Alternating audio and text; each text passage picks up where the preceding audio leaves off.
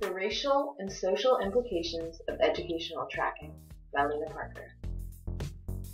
So what is educational tracking, and how is it different from ability grouping?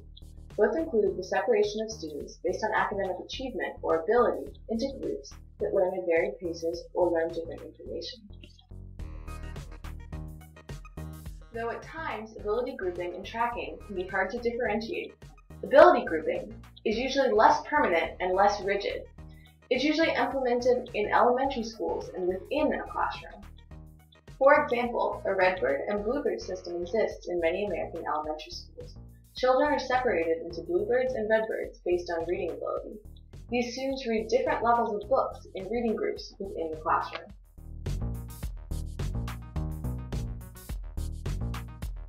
Tracking usually entails separate classes and more rigidity. It is often seen in high schools.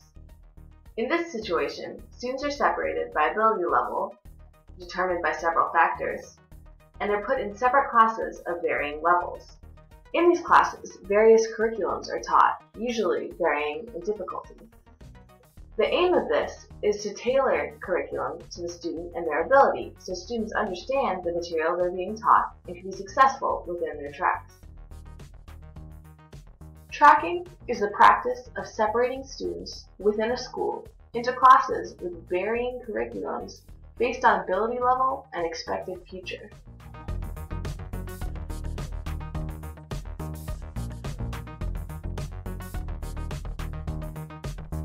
Tracking is sometimes called vertical differentiation. Vertical differentiation leads to various levels of the same subject. For example, where one English class used to exist, vertical differentiation or tracking would lead to multiple levels such as AP English, Honors English, Regular English, and Remedial English. A widespread study of tracking across the world focused on the United States, Japan, and Germany. The study found that while tracking existed in schools in all three of these countries, they varied by country. For example, in the United States, tracking starts earliest in elementary school with ability grouping. Additionally, tracking in Germany and Japan were generally more career-oriented than tracking in secondary schools in the United States, although tracking existed in all three countries. So when did tracking begin in the U.S.? Tracking became prominent in U.S. schools during the early 20th century when immigration rates rose. Whereas some tracking existed in segregated schools, tracking became even more prominent after Brown v. Board of Education, the monumental Supreme Court case that decided racial segregation of schools to be unconstitutional. One means of circumventing actual integration in many schools was tracking. Though racial segregation by school was not allowed, within a school, students could be separated by tracks. During the 60s, a time period of school desegregation, and even now, a disproportionately large number of minority and black students are placed in low tracks, and a disproportionately small number are placed on high tracks.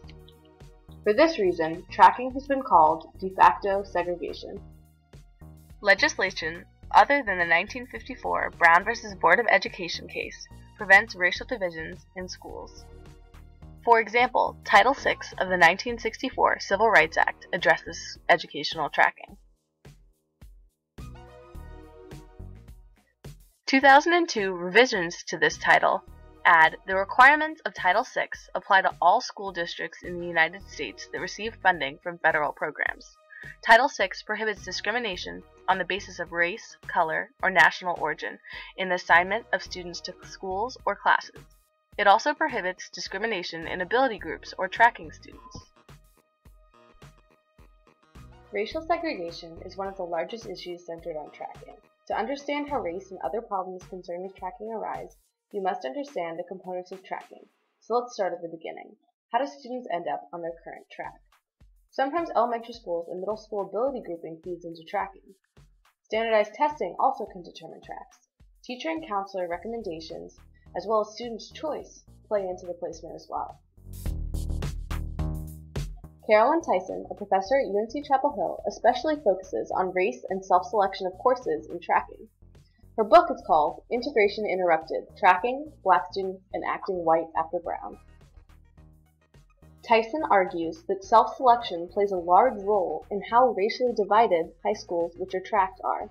She discusses the idea of acting white. Based on her case studies of North Carolina high schools, she found that many associate the idea of acting white with caring about school and taking higher track classes.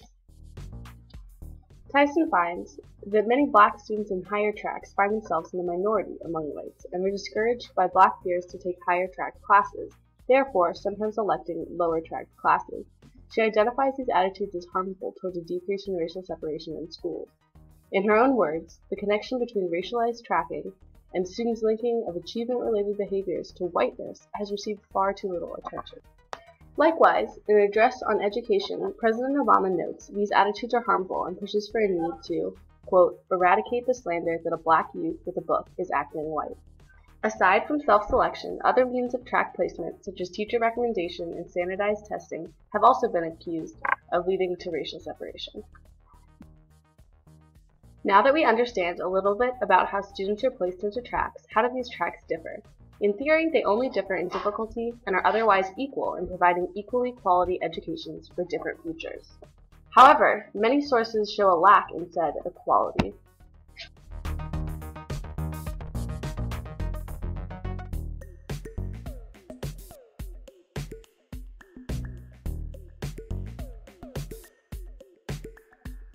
Many case studies and nationwide surveys show that lower tracks often experience worse teachers, fewer resources, less class time spent teaching actual content, and less future success.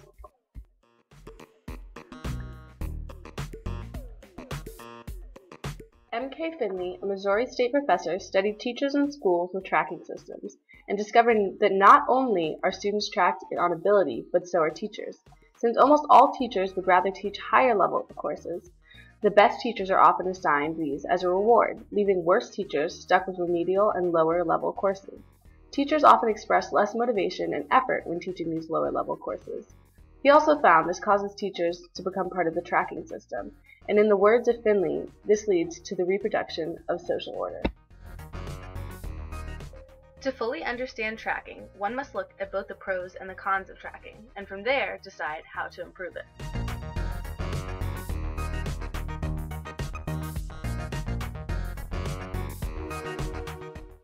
Some have suggested that there's no way to completely improve tracking, thus the only way to get rid of racial divides is by detracking completely. Other experts on educational tracking have suggested there are means to reform tracking. One suggestion is attempting to give equal resources and equal teachers to all tracks. A common suggestion is increasing mobility between tracks. This means monitoring students and their success and ability and allowing them to change tracks frequently and when fit. Yet another idea to limit divisions is only allowing tracking in core subjects and allowing mixed ability classes for other subjects such as electives. Finally, a need for different placement strategies has been suggested, and more publicity on the issue is urged by many. In conclusion, educational tracking has been permeated with racial and social issues for decades. It is important that we work towards improving these. Thanks for watching!